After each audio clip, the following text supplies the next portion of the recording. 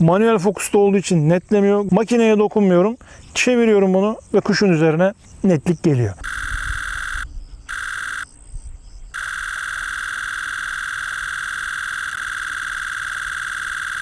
Her zaman markaların 600 mm f4 objektifleri ulaşılması zor, astronomik rakamlara satılan ama çok kaliteli prime objektifleri olmuştur. Sigma 300-600 mm diğer o prime objektiflerin yarı fiyatına alınabiliyor. Üstelik de 300 mm'den 600 mm'ye zoom yapıyor. Zoom yaparken de f4 açık diyafram değerini koruyabiliyor. Kulağa harika geliyor. Peki bu objektif gerçekten prime keskinliğini, kalitesini, hızını, performansını veriyor mu? Fiyatını hak ediyor mu? İşte bütün detayları şimdi sizlerle konuşacağız.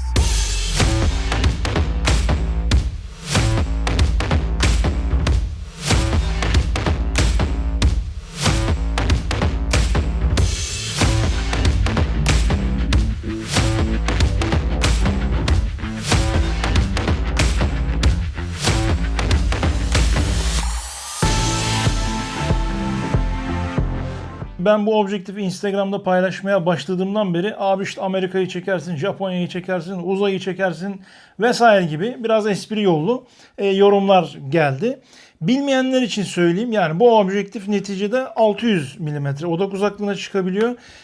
Sigma'nın 150-600'ü gibi ya da Sony'nin, Nikon'un işte 200-600, 180-600 objektifleri gibi. Yani 600 mm değeri aslında aynı. Objektifin büyük olması daha uzakları yakına getirdiği anlamına gelmiyor. Yani burada fiziksel olarak odak uzaklığı 600 mm ve aynı şeyi görüyorsunuz. Peki niye büyük bu objektifler ve niye bu kadar pahalı ve biz buna niye bu kadar çok para ödüyoruz? Şimdi en temel mesele bu objektiflerin sabit f4 diyafram açıklığını verebilmesi. Yani çok ışık alabiliyor olması, böylece de az ışıklı ortamlarda bu objektifleri kullanabiliyor olmak. Spor fotoğrafçıları ve yaban hayat fotoğrafçıları için bu çok önemli. Çoğu zaman az ışıkta çalışıyorsunuz. Yaban hayatında da hayvanlar sabah çok erken, belki güneş doğmadan ve genel itibariyle güneş batmadan hemen önce aktif oluyorlar. Gececi olduğu için çoğu tür. O yüzden de yüksek ISO değerlerine çıkmak zorunda kalıyorsunuz ve ışık alabilmek için de f2.8, f4 gibi objektiflere ihtiyaç duyuyorsunuz. İşte bu objektifler size en temelde bunu sağlıyor. F4 olduğu zaman da objektif ister istemez bir fizik kanunu olarak büyük oluyor. Aynı zamanda bu objektifler çok sağlam objektifler. Bayonet kısmı metal ve burada da bir conta var. Makinenin içerisine su girmeyi de engelliyor. Tüm tuşların olduğu yerler, zoom halkalarının etrafları, her yer contayla kapatılmış. Metal bir kasa, içerisi tamamen magnezyum alaşımlarla desteklenmiş. Yani çok sağlam, tank gibi bir objektif. Sigma 300-600 objektif 3.97 kilogram ağırlığa sahip. Bu ilk başta kulağa ağırmış gibi gelebilir ama Sony ve Canon 600 f4 objektiflerden 900 gram daha ağır. Nikon 600 mm f4 objektiften içerisinde dahili telekonvertör olduğu için 700 gram daha ağır. O yüzden aslında çok ağır bir objektif değil. Çünkü neticede bu objektif 300 mm ile 600 mm arasında zoom yapıyor. Eğer bu da sabit bir 600 f4 olsaydı daha hafif üretilebilirdi. Çünkü zoom yapmak ayrı bir marifet gerektiriyor. İçeride optikler hareket ediyor. O yüzden de daha fazla optik elemana ihtiyaç duyuyorsunuz. Tüm odak uzaklıklarında keskin ve iyi performans verebilmek için. O yüzden ağırlık bence tercih etmede bir faktör değil. Ve gayet de rahat kullanılabiliyor. Yani şu anda şöyle size göstereyim, bakın. Hemen elimi alıp çok rahatlıkla çekim yapabiliyorum. Çok uzun süreler çekimde yaptım yani elimde. Tabii ki böyle çok uzun süre bir canlının hareketini bekleyip işte bir avlanacak mı, bir aksiyon olacak mı, bir şey olacak mı diye beklerken bir yerden sonra kolunuzu yormaya başlıyor. Normal, çünkü 4 kiloya yakın bir ağırlık taşıyorsunuz. Gövdeyi de eklediğimiz zaman 4 kiloyu da geçebiliyor. Ama zaten tripod ve monopod üzerinde çoğunlukla kullanıyorsunuz. O zaman hiçbir ağırlık hissetmiyorsunuz. Objektifin diğer çok hoşuma giden bir özelliği de ağırlık merkezinin böyle çok geride ya da çok önde olmaması. Önde olmuş olsaydı, ki ön tarafta büyük camlar var, sürekli böyle aşağı çekecekti ve kolunuzu daha fazla yoracaktı.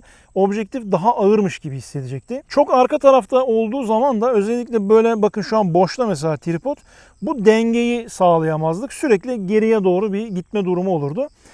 Tam böyle orta kısımda ayarlanmış ağırlık merkezi. Böylece çok rahatlıkla çalışabiliyorsunuz. Ağırlık hissini hissetmiyorsunuz çok fazla ve stabil duruyor. Aynı zamanda da bakın şu anda 300 mm'ye aldım. 600 milimetreye aldım. Objektif stabil duruyor. Yani şu an gövde, tabii ki bu hidrolik bir tripod. Video tripodu olması gereken bu. Ama ciddi anlamda böyle bir odak noktası değişseydi ya öne ya arkaya gidecekti. Bakın hiç dokunmuyorum. 300'e çekiyorum. Aynı yerde kalıyor. 600'e alıyorum. Aynı yerde kalıyor. O yüzden de açıkçası çok güzel ayarlanmış. Zoom esnasında hem objektifin boyu uzamıyor hem de içeride zoom yaptığı için ağırlık merkezinde korumuşlar. Diğer taraftan bu objektifin tripod ayağı çok güzel. Elinizde uzun saatler yürürken taşıyabiliyorsunuz objektifi. Tutma kısmı uzun ve rahat. Bu size bir konfor sağlıyor. Ayrıca arka swist bağlantısı yuvası var. Yani herhangi bir plate olmadan doğrudan gimbal tarzı tripod kafalarına bunu bağlayabiliyorsunuz. Bunu çok beğendim. Her zaman bir plate bulundurmak, plate ile uğraşmak zorunda kalıyordunuz. Burada öyle bir durum yok. Hemen oturtuyorsunuz yerine ve çekimlere başlıyorsunuz. Arka kısmında bir tuş var. Click on off yazıyor. Off yaparsanız bu objektifi şu şekilde hareket ettirdiğiniz zaman şöyle hiç ses duymuyorsunuz ve akıcı bir şekilde böyle dönüyor bu. Gördüğünüz gibi. Ve işte şuradaki çizgilerden ufuk çizgisini görebiliyorsunuz. Ama bunu 10 yaparsanız, klik sesi gelsin derseniz her 90 derece dönmede bakın bir tık diye ses yapıyor ve yerine oturuyor. Bakın şöyle tak yerine oturuyor. Evet, tam 90 derece döndüğü yerde bir ses yapıyor ve 90 derece döndüm diyor. Çizgiler tam yerine oturuyor. Bu sayede dikey ve yatay çekimde size kolaylık sağlıyor. Bunu açıkçası çok sevdim. Başka bir objektifte de bunu görmedim. Zekice düşünülmüş, size hız kazandıran güzel bir şey. Yoksa diğer türlü böyle bunu oturtmakta, yerini bulmakta zorlanıyordunuz. İnce ayar yapmanız gerekiyordu. Burada çat diye yerine oturuyor. Ufuk çizginiz böylece kaymamış oluyor. Diğer önemli bir nokta objektifin rengi. Gördüğünüz gibi beyaz. Bu beyaz olmasının sebebi sırf havalı olsun, pahalı görünsün diye değil. Burada ısıyı yansıtan güzel bir boya kullanılmış. Bu termal boya sayesinde objektif güneşte ısınmıyor. Böyle bizim gibi doğada çekim yapanlar, yaban hayatıyla ilgilenenler için güneşte uzun saatler beklediğiniz zaman içeride bir genleşme olur. İşte optik odak sorunları yaşanabilir belki diye beyaz renkte üretiliyor. Bu tarz objektifler Sigma'da burada özel bir boyayla bunu daha da geliştirmiş ve çok güzel bir tasarım ortaya koymuş. Şimdi bu objektife filtre takılabiliyor mu? Tabii ki takılabiliyor. Ama ön kısmına bunu takamıyorsunuz. Yani şu parasoley, bakın çok büyük bir parasoley var. Objektifin ön camı gördüğünüz gibi çok büyük. Buraya bir filtre takmanız mümkün değil. Bu boyutlarda bir filtre yok. O yüzden şöyle göstereyim. Arka kısımda bir filtre yuvası var. Şöyle çeviriyorsunuz, çıkartıyorsunuz. Burada 40.5 milimetre, 40.5 milimetrelik bir filtre yuvası var. Bunun içerisine ND filtre, polarize filtre, tüm bu filtreleri takabiliyorsunuz. Ve şu şekilde oturtuyorsunuz yerine. Bu da contalı bir yapıda olduğu için hem iç kısımda hem kapakta yine yağmurdan vesaire etkilenmiyor. Güvenli objektifinizi kullanabiliyorsunuz. Buraya dediğim gibi polarize, ND, hatta bunun şuradan çevrilebilir mekanizmalı olan parçası da satılıyor. Ayrıca alabiliyorsunuz. Variable ND de takabiliyorsunuz. Özellikle dışarıda video çekecekseniz yaban hayatı çekimlerinde zaten objektif f4, ışık çok fazla. Uygun enstantane değerinde çekim yapabilmek için ND filtre kullanmak zorundasınız. Önüne takamadığınız için bu arkadan çok ekonomik bir şekilde bunu halledebiliyor olmak bence büyük bir avantaj. Şimdi gelelim en çok merak edilen noktaya. Bu objektif 600 f4 prime objektifler kadar keskin mi? Optik performansı nasıl? Zoom yaparken optik kalite değişiyor. Şimdi bununla alakalı ben sahada tabii ki pek çok test yaptım. Yani F4'te, F5.6'da farklı diyafram değerlerinde çekimler yaptım. Bunları kıyasladım. O yüzden açıkçası şunu rahatlıkla söyleyebilirim. Yani bu objektifin bu heybetine ve fiyatına yakışır F4 keskinliği var. F5.6'da objektif jilet gibi görünüyor zaten. Onu net bir şekilde söyleyeyim. Hani ben fotoğraflarda %100 yaklaştırıp baktım. F4'te çok güzel görünüyor. F5.6'da doğal olarak çok daha güzel görünüyor. Bu diğer objektiflerde de aslında aynı. Çünkü objektiflerin en açık diyafram değerinde bir tık yumuşak olur zaten. Prime objektifler için de bu böyledir.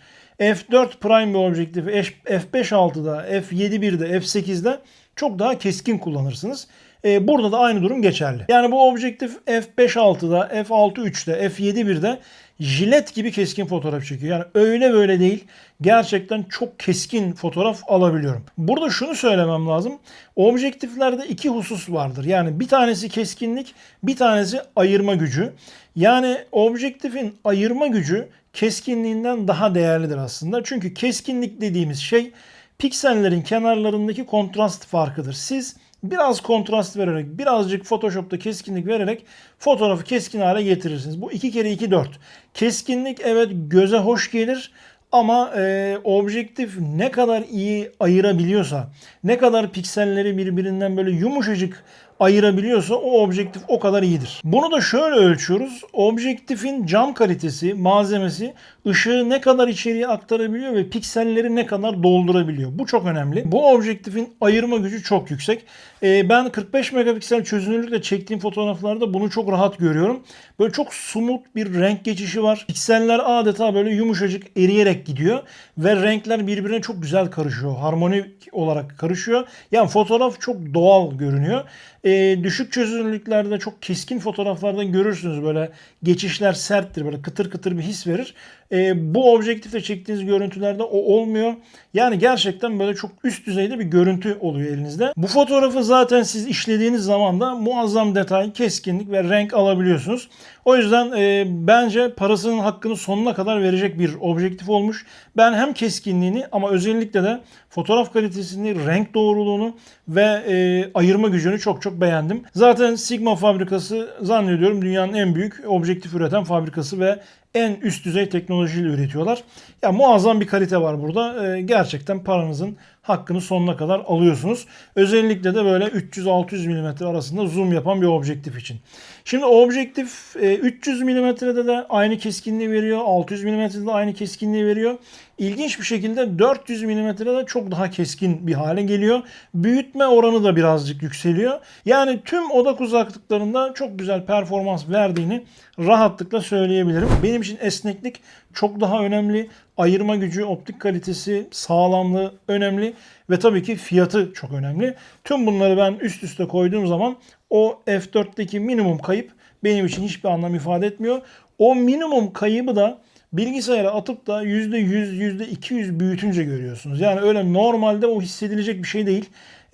Bir baskı alsanız ya da internete fotoğrafı yükleseniz, büyük boy baskı alsanız hangisi hangi objektifle çekildi diye sorsanız kimse ayırt edemez. Yani öyle anlamlı bir keskinlik farkı yok yani. Bunu göremezsiniz. Ancak bilgisayarda böyle titizlenip %100, %200 büyütünce bunu görüyorsunuz. O büyütmelerde işte mantıklı olmuyor. Özetle durum vaziyet bu. Bu objektifte 13 tane diyafram bıçağı var. 13 diyafram bıçağı sayesinde de böyle kremsi yumuşacık bir bokeh elde ediliyor. Bu da mesela çok önemli bir avantaj. Çünkü ben şunu gördüm. F4'te fon uçuyor yani neredeyse. Hele böyle biraz fon uzaktaysa muazzam bir şey yapıyor. F5.6'ya alıyorsunuz yine sanki F4 ile çekilmiş gibi bir arka plan bulanıklılığı var. Bir bokeh var. Bunu çok beğendim ve şaşırdım da biraz. Mutlu da etti beni. Çünkü dediğim gibi hani bir tık üstü olan her objektifte olduğu gibi F5.6'da çok daha keskin bir sonuç alabildiğiniz için aynı şekilde o kremsi bokehi de elde edebiliyor olmak muazzam bir etki. Yani yarı fiyatına F4 kalitesini ve o muazzam bokehi alabiliyorsunuz. Bu bence çok güzel olmuş. Sigma 300-600 mm objektifin içerisinde HLA ismi verilen bir motor var. Bu motor oldukça güçlü bir torka sahip, sessiz ve hızlı çalışıyor. Açıkçası objektifin otomatik netleme hızı süper. Yani anında netliyor ve hedefe anında kilitleniyor. Fotoğrafta çok kararlı, tutarlı ve çok hassas bir netleme yapıyor. Gayet de hızlı çalışıyor.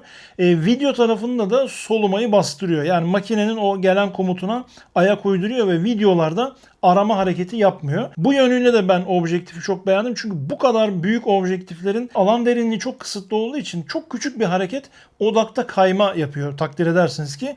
Ona rağmen bununla çok iyi baş ediyor. Çok ince, çok güzel bir çalışma sistemi var. Bu arada bu objektifin yine güzel bir tarafı 300 milimetrede 2.8 metrede minimum netleme mesafesi var. Yani konu size 2.8 metrede ise netleyebiliyor. Daha yakınsa netleyemiyor. 600 milimetreye geldiğiniz zaman da bu 4,5 metreye çıkıyor. Yani konu size en yakın 4,5 metredeyken netleyebiliyor 600 milimetrede. Genel itibariyle bütün 600 mm f4 objektifler 4,5 metre civarında netliyorlar. Sigma da bu mesafeyi korumuş. Ama bir avantajı var. Kompozisyon oluştururken hayvan size daha fazla yaklaşırsa hemen zoom yaparak, yani geriye çekilerek 2,8 metreye kadar hala marjınız oluyor. Bence bu çok değerli. Çünkü bazen gerçekten canlılar bize çok fazla yaklaşabiliyor. Ben bu esnekliği çok seviyorum. Zaten benim Sigma 300-600 objektifi tercih etmemdeki en önemli etkenlerden bir tanesi f4 diyafram açıklığına rağmen zoom yapıyor olmasıydı. Çünkü biliyorsunuz ben belgesel çekiyorum, yaban hayat içerikleri üretiyorum. Burada kompozisyon oluşturabilmek benim için çok değerli. Kompozisyonu da işte bu sayede oluşturabiliyorum. Yani bunu kuşlar için düşünmeyin sadece. İşte bir geyik, ayı, çakal, kurt gibi kamuflajın içerisinde o sahneleri çekerken bazen çok yakınımdan geçiyorlar. O zaman işte ben kompozisyon oluşturabiliyorum. İcabında 600 milimetreye çıkıp detay alıyorum. Geriye çekilip 2-3 canlıyı birden alıyorum ya da habitatıyla onu göstermek istiyorum.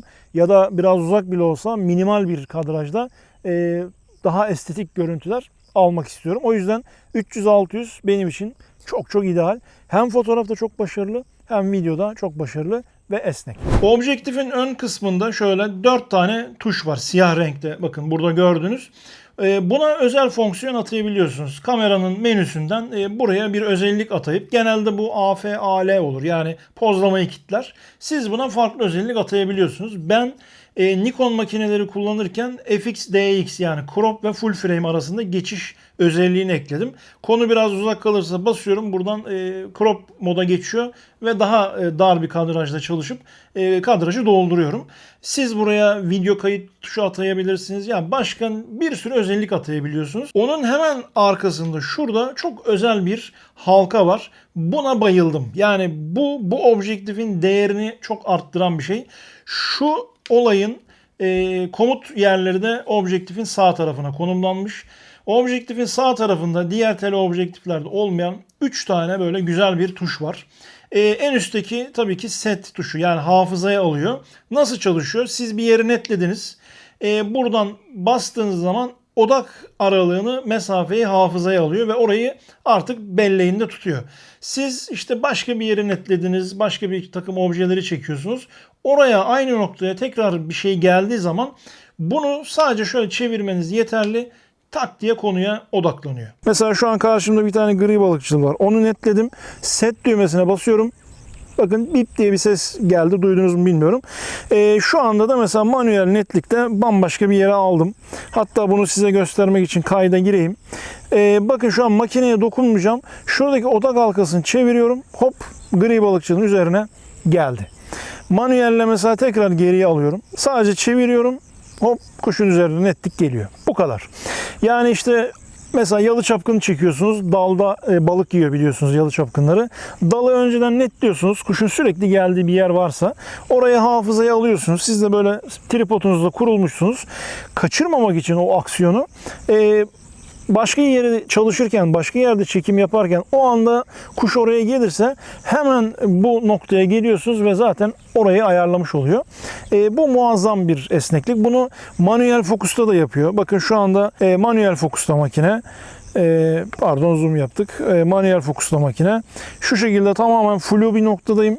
Manuel fokusta olduğu için netlemiyor. Gri balıkçıl hala orada. Makineye dokunmuyorum. Çeviriyorum bunu ve kuşun üzerine netlik geliyor. Bu özellik de sinematik hikaye anlatımında çok çok işe yarayan bir özellik. Şimdi bu hafızaya almayla alakalı durum. Bir de burada Power Focus diye bir özellik var. O da şöyle çalışıyor. Şu an makine yine manuel netlikte.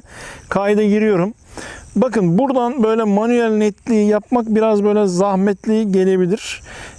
Ama şuradan çok daha yumuşak bir şekilde bunu yapabilmek için sadece böyle tekeri çok hafif çeviriyorsunuz ve odak çok güzel bir şekilde hareket ediyor.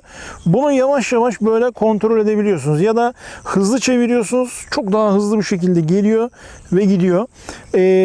Bu sizin buradaki çevirme hızınıza göre çok hızlı bir şekilde adapte oluyor. Bıraktığınız zaman da hedefe gelince orada kalıyor. Bu şekilliyle de çok rahatlıkla çalışabiliyorsunuz. Yani şuradan manuel fokus yapmak yerine buradan hassas ayarlamalarla bunu yapabiliyorsunuz. Açıkçası bu teknoloji mesela bu objektifte benim çok hoşuma giden bir detay oldu.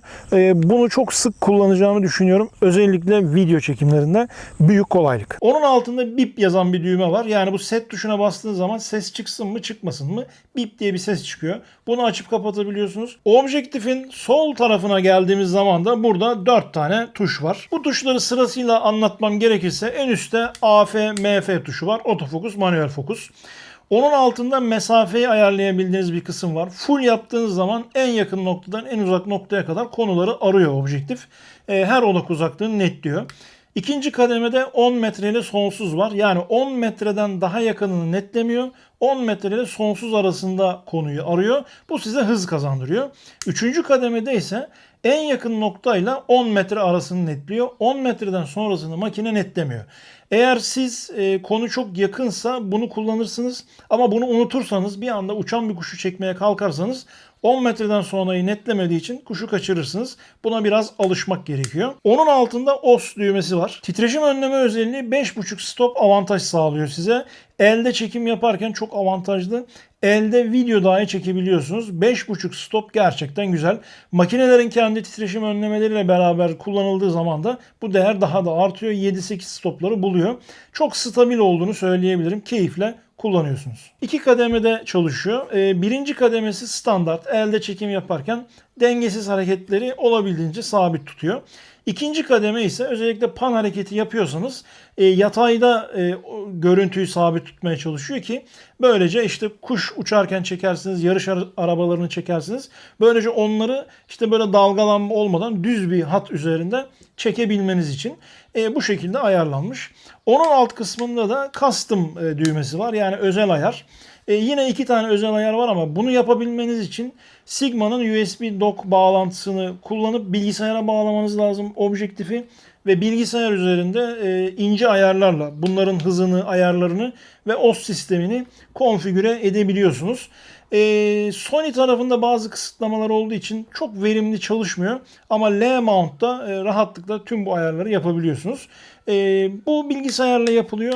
O yüzden şu anda bunu geçiyorum. Mevcut standart ayarlar zaten genel itibariyle gayet yeterli. Bu arada objektifteki kısıtlamalardan bahsettim. Şimdi bu objektif Sony E-mount ve L-mount. Yani Sony makineler ve işte Sigma'nın kendi makineleri Leica, Panasonic, Lumix gibi makineler için üretiliyor. Z-mount yok Nikon için ama ben bildiğiniz gibi bu objektifi Nikon Z makinelerle de kullanıyorum bir adaptörle. Şimdi bu Sony E-mount için üretilmiş olsa da ne yazık ki bazı kısıtlamaları var. O kısıtlamalar Sigma'dan kaynaklı değil, Sony'den kaynaklı. Bunları söylemem lazım ama neticede bu objektifi Sony'de kullanacaksınız. Birincisi telekonvertörle kullanamıyorsunuz. Yani telekonvertör takılıyor. Burada 2x telekonvertör var benim elimde. Telekonvertörü takabiliyorum. Bununla alakalı bir problem yok. Takılıyor. Ama Sony'de kısıtlama olduğu için bu telekonvertör Sony'ye elektrik göndermiyor. Yani daha doğrusu makine objektife güç vermiyor. Makine objektife güç vermediği için zaten otofokus yapamıyorsunuz. Bırakın otofokusu, manuel fokusla yapamıyorsunuz. Çünkü içerideki optik elemanlar ağır olduğu için bu manuel fokus halkası da elektronik güç kullanıyor. Yani motor gücü kullanıyor. O yüzden manuel fokusla yapamıyorsunuz. Yani bu telekonvertör olayı tamamen iptal ediyor. Burada böyle bir dezavantaj var. Onu söylemem lazım. Diğer taraftan biliyorsunuz mesela A9 III gibi yeni çıkan Sony'nin pek çok makinesi saniyede 120 kare hızlara çıkabiliyor. Saniyede 60 kareler, 30 kareler çekebiliyor. Ama Sigma objektifi taktığınız zaman ya da üçüncü parti bir objektif taktığınız zaman Sony makineleri, Sigma demeyeyim. Hepsinde öyle çünkü. Diğer başka üçüncü parti objektifleri de taktığınız zaman Sony saniyede 15 kare ile çekim hızını sınırlıyor. Size saniyede 120 kare çekim yapmanıza izin vermiyor. Yani 15 karenin üzerinde çekemiyorsunuz. Yaban hayatında bence bir dezavantajı olabilir ama ben de çoğunlukla böyle 15-20 karelerde çekiyorum. Öyle çok yüksek hızlarda çekim yapmıyorum. Ama ilginç bir şekilde mesela bu Sony uyumlu bir objektif olmasına rağmen ben bunun arkasına Nikon makine taktığım zaman hiçbir sınırlama olmuyor.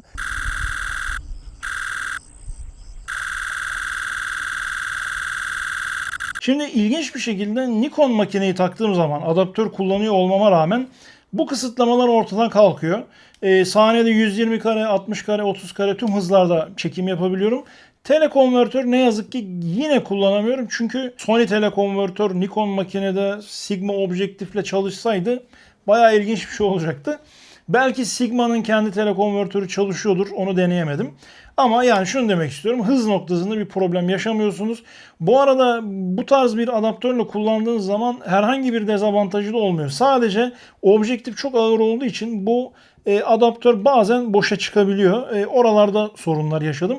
Ama daha üst seviye adaptörler de var, birazcık daha pahalı. Onların daha stabil olduğu söyleniyor. Yakın zamanda test etmek istiyorum. Ona da bakacağım. Bu biraz konumuz dışıydı ama o bilgiyi de vermek istedim. Burada önemli olan başka bir bilgi vermek istiyorum size. Sigma objektiflerinde bayonet değişimi yapıyor. Yani gerçekten Sigma bu noktada böyle çok esnek bir marka. Bunu çok beğeniyorum yani bu yaklaşımlarını. Yarın bunun Z mount objektifi çıktı diyelim. Yani 300-600'ün Nikon Z makinelerle uyumlu bir modeli çıktı. Ben de bu Sony modeli kullanıyordum. Onu Nikon'a çevirmek istediğim zaman gönderiyorum Sigma'ya. Arka bayonet kısmını değiştiriyorlar. Konfigürasyonunu yapıyorlar. Ve ben artık onu doğrudan Nikon makinelerde kullanabiliyorum. Ya da tam tersi bunu E-mount olanı gönderiyorum. L-mount olarak bayoneti değişip bana geri geliyor ve kullanmaya başlıyorum. Bu muazzam bir esneklik. Dolayısıyla bütün sistemi satıp yenisini almaya uğraşmaktansa sadece bayonet kısmını değiştirip bunu yapabiliyorsunuz. Bu da aklınızın bir köşesinde bulunsun. Sadece bu objektif için değil, Sigma'nın pek çok objektifinde bunu yapabiliyorsunuz. Şu an karşımda iki tane gri balıkçıl var. Ben böyle konuşuyorum ama onlar da orada ne güzel duruyorlar. Yani ben günlerce burada çekim yaptım. Burası çok güzel bir alan. Uçar çekimlerinde falan çok çok güzel oluyor.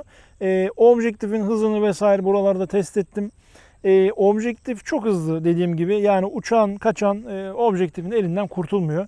Bir süre sonra da böyle bu objektifin ağırlığına alışıyorsunuz. Kaldırıyorsunuz, hemen konuyu buluyorsunuz ve çatır çatır çekiyorsunuz. Bu objektifin şöyle bir avantajı da var uçar çekimlerinde. Bazen küçük kuşları çekerken vesaire ya da çok yakınsa 600 mm'de hedefi tutturamıyorsunuz. Yani göremiyorsunuz, yakalayamıyorsunuz. O arada da konuyu kaçırıyorsunuz. Ama bu objektif 300 mm'ye de düşebildiği için 300 mm'de konuyu bulup sonra 600'e gelip hemen çatır çatır seri bir şekilde çekebiliyorsunuz.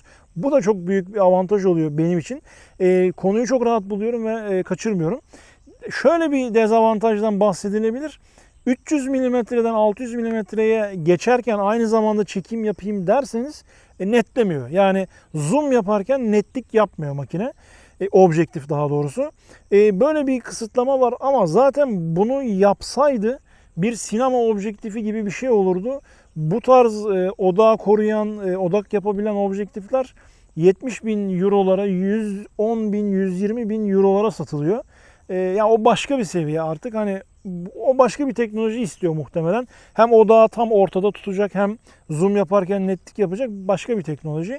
Bunu bilmeniz lazım. Hani video çekerken de mesela 300'den şöyle bir zoom yapayım 600'e çekim yapayım derseniz netlik yapmıyor makine. Yani objektif. Ama şöyle bir durum var. Makinede AFC olarak sürekli netleme yaptığınız için hani birazcık kayıp olsa bile durduğunuz anda netliyor. Evet, bugün sizlerle Sigma 300-600 mm f4 Sport objektifi konuştuk. O objektifi ben çok beğendim ve sizlere kapsamlı bir şekilde bu objektifi elimden geldiğince anlatmaya çalıştım. Objektif sessiz, hızlı, kararlı, tutarlı, optik performansı olarak çok çok iyi, keskin ve çok güzel bir lens. Dayanıklı, ömürlük bir lens. Aynı zamanda da 600 f4 rakiplerinin yarı fiyatına alabiliyorsunuz. Zoom esnekliğiyle. Tüm bunları düşündüğümüz zaman açıkçası bir son kullanıcı için, profesyonel bir kullanıcı için çok güzel bir objektif. Soranlar çok oldu. Alalım mı? Parasının hakkını verecek mi? İşte 600 f4'ler gibi mi? Nasıl vesaire diye. Zannediyorum bu videoda ben derdimi anlatabildim. Yani böyle birebir şimdi gidip Nikon 600 ile işte Sony 600 ile falan bunu kıyaslamanın çok bir mantığı yok. Yani bir yerde prime kalitesi, her şey ona göre dizayn edilmiş bir objektif. Bir yerde bir sürü zoom yapan, bu tarz manuel fokus özellikleri bulunan hibrit ama çok yönlü bir objektif. Yani o birine kıyaslamak çok doğru gelmiyor bana.